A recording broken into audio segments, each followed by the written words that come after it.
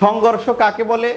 যখন একই বা ভিন্ন দিক থেকে দুটি বস্তু পরস্পরের সাথে সজোরে ধাক্কায় লিপ্ত হয়, তখন ওই ঘটনাটাকে আমরা সংঘর্ষ বলে অভিহিত করি। সংঘর্ষ ফিজিক্সের ভাষায় দুই রকম, একটা হলো স্থিতিস্থাপক সংঘর্ষ বা ইলাস্টিক কলিশন, আর একটা হলো অস্থিতিস্থাপক সংঘর্ষ বা ইনইলাস্টিক কলিশন। দেখো, সংঘর্ষের ক্ষেত্রে স্থিতিস্থাপক সংঘর্ষ কাকে বলে?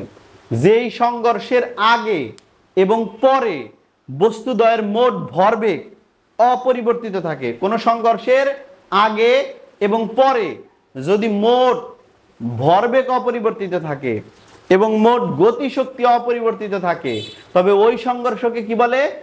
স্থিতিস্থাপক সংঘর্ষ বলে। বুঝনারা? স্থিতিস্থাপক সংঘর্ষ কাকে বলে?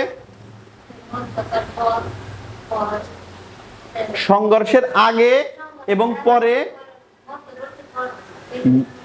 মোট ভরবেগ অপরিবর্তিত থাকে। সংঘর্ষ ধাক্কা লাগার আগের ভরবেগ আর পরের ভরবেগ যখন সমান হবে, সেটা হলো স্থিতিস্থাপক সংঘর্ষ।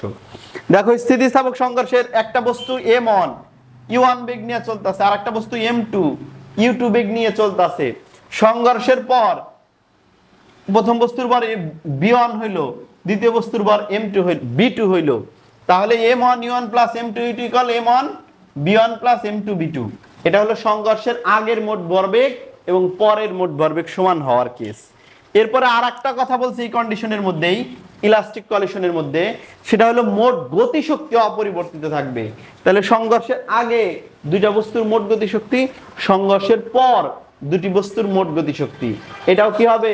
সমান হবে। এবং এটাকে কি বলবা? স্থিতিস্থাপক সংঘর্ষ বলবা। বুঝতে পেরেছো? এখন এই দুইটা হলো স্পেশাল কেস, সংঘর্ষের পর দ্বিতীয় বস্তুর বেগ এবং সংঘর্ষের পর প্রথম বস্তুর বেগ। এই দুইটা বেগ বের করার দুইটা সূত্র বইতে দেওয়া আছে, এই দুইটা ব্যবহার করে অঙ্ক করতে হয়। ঠিক আছে? এই দুইটা পড়বা।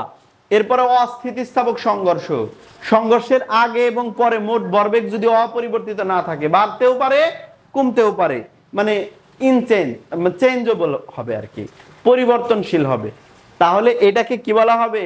অস্থিতিস্থাপক সংঘর্ষ বলবে। এরপর আর একটা কথা এই অধ্যায়ের শেষে বলে যাই, সংঘর্ষের প্রকারভেদ আছে, এটা পড়ে নিবা তোমরা। আর একটা কথা হইলো, তোমরা জানো সংঘর্ষের পর এটা ঘর্ষণ থেকে আর একটু কথা বলতে হচ্ছে। ঘর্ষণ বলের ক্ষেত্রে তোমরা জানো ঘর্ষণ বল একটা বাধাদানকারী বল, এবং এটা প্রযুক্ত বলকে সবসময় কি হয়? বাধা দেয়। এই কারণে কোনো সময় যদি সংঘর্ষ বলের কথা বলে, তাহলে মেন বল থেকে বাদ দিতে হবে। কেন? কারণ প্রযুক্ত বল যদি এইদিকে হয়, সংঘর্ষ বল হবে এই দিকে। আর তোমরা জানো দুইটা ভেক্টর যদি বিপরীত দিকে ক্রিয়াশীল হয়, তবে লব্ধির মান হয় একটা থেকে আরেকটা বিয়োগফল। লব্ধির মান হয় সর্বনিম্ন এবং এই সর্বনিম্ন মান হয় একটা থেকে আরেকটা বিয়োগ।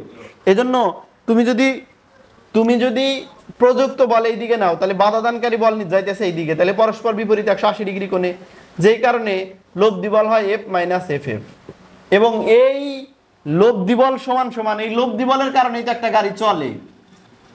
শুধু F বলের কারণে চলে? তুমি একটা গাড়িতে 50 নিউটন বল দিছো, 50 নিউটন দিয়ে কি চলবে? না। রাস্তার ঘর্ষণ বল যদি 10 নিউটন হয়, সেটা বাদ যাওয়ার পর যে বল থাকবে, সেই বলের কারণে M বলের গাড়িটা এ ত্বরণ প্রাপ্ত হবে। বুঝতে পারছো? এজন্য আমরা এইভাবে লিখি। বুঝতে পেরেছো?